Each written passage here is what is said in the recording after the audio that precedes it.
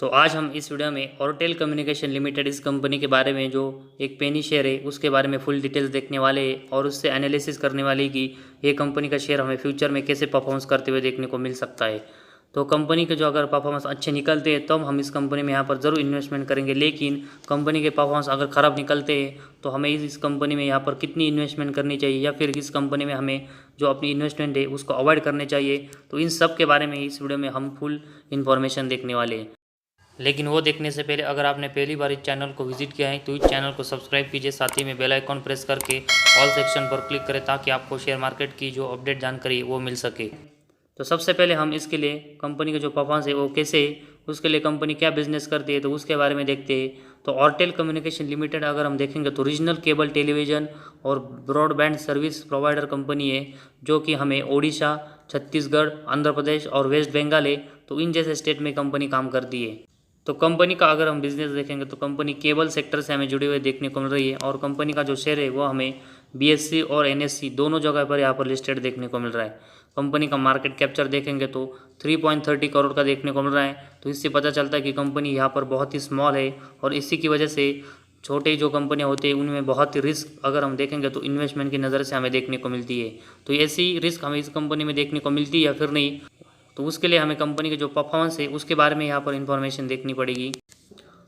तो सबसे पहले हम इसके लिए कंपनी के प्रॉफिट एंड लॉस स्टेटमेंट के बारे में इंफॉर्मेशन देखते हैं। तो उसमें कंपनी का अगर हम सेल्स देखेंगे तो मार्च 2010 में कंपनी का सेल्स 75 करोड़ का था, इसके बाद 95 करोड़, इसके बाद 119, 120, 128, 155, 188, 203, 184, इसके बाद मार्च 19 में कंपनी का सेल्स 111, इसके बाद 87, इसके बाद मार्च 21 में 68 करोड़ का हमें देखने को मिला है। तो मार्च 2010 से अगर हम देखेंगे तो 75 करोड़ का जो सेल्स है वो हमें लगभग मार्च 17 तक 203 करोड़ तक यहाँ पर बढ़ते हुए देखने को मिला है। लेकिन मार्च 18 के बाद अगर हम देखेंगे तो कंपनी का जो सेल्स है 184 करोड़ का था, वो अभी हमें मार्च 21 में 68 करोड़ तक आते हुए देखने को मिला है। तो पिछले 4 सालों में अगर देखेंगे तो कंपनी का जो सेल्स है उसमें हमें गिरावट होते हुए देखने को मिली है, जो कि एक खराब बात कंपनी के लिए देखने को मिली है। तो कंपनी का जो सेल्स है उसमें से यहाँ पर अगर हम एक्सपेंस को कट करके देखेंगे तो कंपनी का ऑपरेटिंग प्रॉफिट हमें देखने को मिलता है और मार्च 2010 में ये 17 करोड़ का था, इसके बाद 20 करोड़, 35 करोड़, 22 करोड़, 30 करोड़, 42 करोड़, 49 करोड़, 47 करोड़, 38 करोड़। तो मार्च 18 तक देखेंगे तो कंपनी हमें अच्छे खासे ऑपरेटिंग प्रॉफिट जनरेट करते हुए देखने को मिली थी और प्लस में ये ऑपरेटिंग प्रॉफिट देखने को मिला था। लेकिन मार्च 19 से अगर हम देखेंगे तो कंपनी का जो सेल्स है उसके कंपेरेटिवली हमें एक्सपेंस ज़्यादा होते हुए देखने को मिले और इसके बाद कंपनी का ऑपरेटिंग प्रॉफिट हमें माइनस में देखने को मिला, जो कि हमें मार्च 19 में -7 करोड़, 20 में -11 करोड़ और मार्च 21 में अगर हम देखेंगे तो 1 करोड़ का हमें यहाँ पर ऑपरेटिंग प्रॉफिट देखने को प्लस में देखने को मिला है। लेकिन ये भी बहुत ही कम देखने को मिला है। वही ट्रेलिंग 12 मंथ्स में भी कंपनी का ऑपरेटिंग प्रॉफिट यहाँ पर हमें माइनस में देखने को मिला है। तो लगभग हम कह सकते हैं कि मार्च 19 के बाद कंपनी का ऑपरेटिंग प्रॉफिट के जो परफॉर्मेंस है वो भी हमें यहाँ पर डाउन होते हुए देखने को मिले, जिसकी वजह से कंपनी का जो परफॉर्मेंस है वो भी हमें ख़राब होते हुए देखने को मिला है। इसके बाद ऑपरेटिंग प्रॉफिट मार्जिन के बारे में देखेंगे तो मार्च 10 में ये 23% था, इसके बाद 21%, 29%, 19%, 23%, 27%, 26%, इसके बाद 23%, इसके बाद 20%। तो मार्च 19 के बाद ऑपरेटिंग प्रॉफिट जो माइनस में जाते हैं हमें देखने को मिला। तो उसी के तरह ऑपरेटिंग प्रॉफिट मार्जिन भी हमें यहाँ पर कंपनी का माइनस में जाते हुए देखने को मिला है। तो पिछले 4 सालों में अगर हम देखेंगे तो मार्च 19 के बाद ऑपरेटिंग प्रॉफिट मार्जिन भी कंपनी का है वो हमें ख़राब होते हुए देखने को मिला है, जो कि एक ख़राब बात कंपनी के परफॉर्मेंस के लिए हमें देखने को मिली है। इसके बाद कंपनी का नेट प्रॉफिट अगर हम देखेंगे तो मार्च 10 में कंपनी का नेट प्रॉफिट 1 करोड़ का देखने को मिला है। इसके बाद लगातार 4 साल कंपनी में लॉस में जाते हुए देखने को मिली और ये लॉस हमें -14 करोड़, -12 करोड़, -23 करोड़ और -14 करोड़ का देखने को मिला है।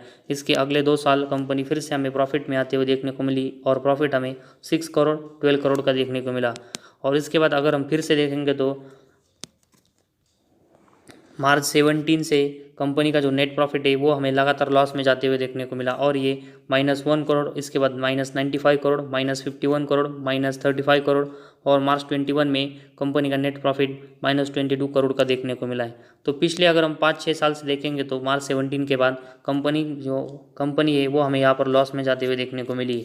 तो प्रॉफिट एंड लॉस स्टेटमेंट के बारे में अगर हम कंपनी के देखेंगे तो कंपनी का सेल्स, ऑपरेटिंग प्रॉफिट मार्जिन और इसी के साथ ही में कंपनी का नेट प्रॉफिट अगर हम पिछले 4-5 साल से देखेंगे तो इसमें हमें लगातार यहाँ पर गिरावट होते हुए देखने को मिली और कंपनी के परफॉर्मेंस है वो डाउन होते हुए देखने को मिली।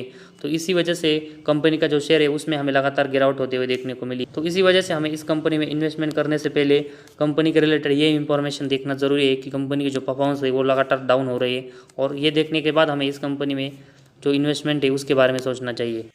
इसके बाद कंपनी की बैलेंस शीट अगर हम देखेंगे तो इसमें कंपनी के जो रिजर्व होते हैं वो हमें मार्च 21 में -110 करोड़ तक जाते हुए देखने को मिले, और उसमें कंपनी के परफॉर्मेंस हमें डाउन होते हुए देखने को मिला है। इसके बाद कंपनी का बोरिंग्स अगर हम देखेंगे तो कंपनी का बोरिंग्स हमें 220 करोड़ का मार्च 21 में देखने को मिला है। तो कंपनी के जो रिजर्व है वो हमें लगातार यहाँ पर माइनस में जाते हुए देखने को मिले, और उसके साथ ही में कंपनी का जो बोरिंग्स है वो लगातार हमें बढ़ते हुए देखने को मिला है। तो कंपनी का अगर हम बोरिंग्स देखेंगे तो कंपनी के रिजर्व के कंपेरेटिवली बहुत ज़्यादा देखने को मिल रहा है, और इसी के साथ में कंपनी के रिजर्व हमें माइनस में देखने को मिल रहे हैं। तो इसी वजह से कंपनी की जो बैलेंस शीट है वो हमें यहाँ पर ख़राब होते हुए देखने को मिली है, और साथ ही में कंपनी के जो बोरिंग्स लगातार बढ़ते हुए देखने को मिल रहे हैं। तो इसी वजह से कंपनी को जो इंटरेस्ट रेट यहाँ पर चुकाना पड़ता है, तो इसी वजह से कंपनी का जो नेट प्रॉफिट है वो हमें लगातार यहाँ पर माइनस में जाते हुए देखने को मिला है। तो इसी वजह से कंपनी के लिए एक ख़राब बात हमें यहाँ पर होते हुए देखने को मिली। तो कंपनी को अगर नेट प्रॉफिट में अच्छा परफॉर्मेंस करना है तो कंपनी का जो अपने बोरिंग्स है उसको यहाँ पर कम करना पड़ेगा, और उसके कंपेरेटिवली कंपनी के जो रिजर्व है उसको कंपनी को बढ़ाना पड़ेगा, तभी हमें कंपनी यहाँ पर अच्छा परफॉर्मेंस फ्यूचर में करते हुए देखने को मिलेगी।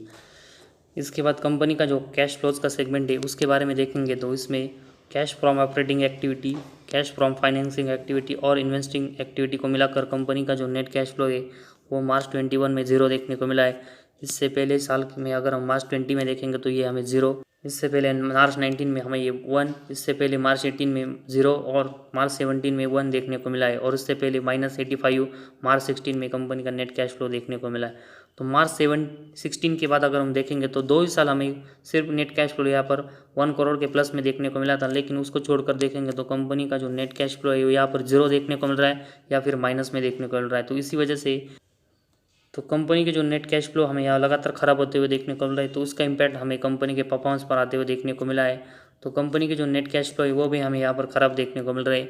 तो कंपनी को जो अपना परफॉर्मेंस है उसको यहाँ पर इम्प्रूव करना है, तो उसमें नेट कैश फ्लो का भी सपोर्ट चाहिए, तो उसको कंपनी को यहाँ पर आने वाले दिनों में इम्प्रूव करना पड़ेगा। इसके बाद अगर हम डेप्टर डेज के बारे में देखेंगे तो मार्च 21 में डेप्टर डेज कंपनी के 83 देखने को मिल रहे हैं, जो कि अगर हम मार्च 18 में देखेंगे तो ये सिर्फ 47 थे। तो कंपनी के जगह मार्च 18 से मार्च 21 तक जो डेप्टर डेज हमें बढ़ते हुए देखने को मिले, तो इसका इम्पैक्ट कंपनी के परफॉर्मेंस पर आते हुए देखने को मिला है, और इसकी वजह से कंपनी के जो परफॉर्मेंस है लगातार हमें यहाँ पर डाउन होते हुए देखने को मिले।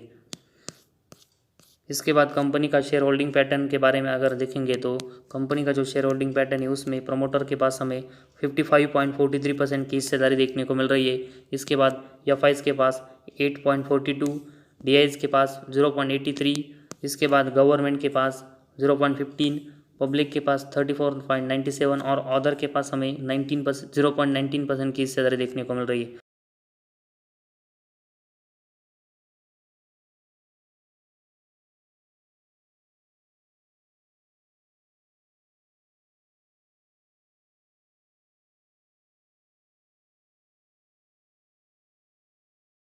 तो कंपनी के जो प्रमोटर है उसके पास एक अच्छी हमें यहाँ पर शेयर होल्डिंग देखने को मिल रही है, लेकिन एफआईज और डीआईज के पास जो कंपनी की शेयर होल्डिंग हमें अच्छी देखने को मिल रही है, लेकिन इसके दिसंबर 20 के बाद अगर हम देखेंगे तो एफआईज हमें इस कंपनी में हिस्सेदारी थोड़ी कम करते हुए देखने को मिल रही है, और साथ ही में दिसंबर 19 के बाद अगर हम देखेंगे तो डीआईज की जो हिस्सेदारी वो हमें इस कंपनी में बहुत ही कम होते हुए देखने को मिली।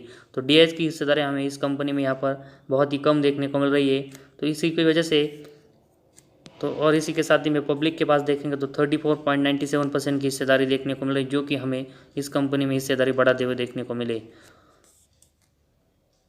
तो एफआईज और जो बाकी के तो एफआईज हमें इस कंपनी में ज़रूर यहाँ पर इन्वॉल्वमेंट देखने को मिल रही है, लेकिन इनकी शेयर होल्डिंग में हमें थोड़ी सी यहाँ पर कम होते हुए देखने को मिली है। तो एफआईज के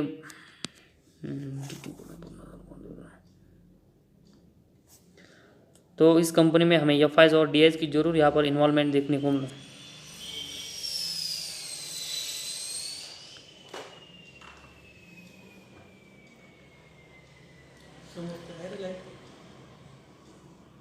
काय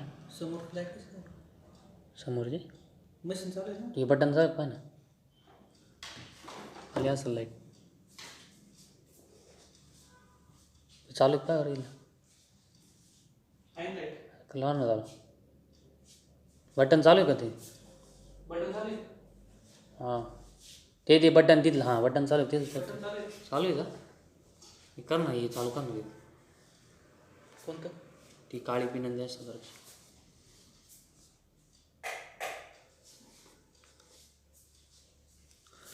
तो एफ और डी की ज़रूर हमें इस कंपनी में यहाँ पर इन्वॉल्वमेंट देखने को मिल रही है, लेकिन कंपनी के जो प्रॉफिट एंड लॉस स्टेटमेंट में सभी सेगमेंट में हमें पिछले 4 सालों में परफॉर्मेंस डाउन होते हुए देखने को मिले। साथ ही में कंपनी के जो बोरिंग्स है वो लगातार बढ़ते हुए देखने को मिल रहे हैं। साथ ही में कंपनी का नेट कैश फ्लो हमें ख़राब देखने को मिल रहा है और इसी के साथ ही में दिसंबर 19 से हमें डी की जो इन्वॉल्वमेंट है वो इस कंपनी में बहुत ही कम होते हुए देखने को मिली। तो इसी की वजह से कंपनी के जो परफॉर्मेंस लगातार डाउन होते हुए देखने को मिल रहे हैं। तो इसी वजह से ज़्यादा इन्वेस्टमेंट करना इस कंपनी में सही नहीं होगा। लेकिन इसके बावजूद अगर हम इस कंपनी में इन्वेस्टमेंट करते हैं तो हमारी इन्वेस्टमेंट कंपनी के परफॉर्मेंस जो ख़राब है उसकी वजह से रिस्क में जा सकती है।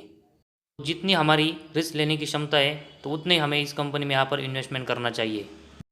तो आज हमारे इस वीडियो में बस इतना ही। अगर आपको हमारा वीडियो पसंद आया तो इस चैनल को ज़रूर सब्सक्राइब कीजिए।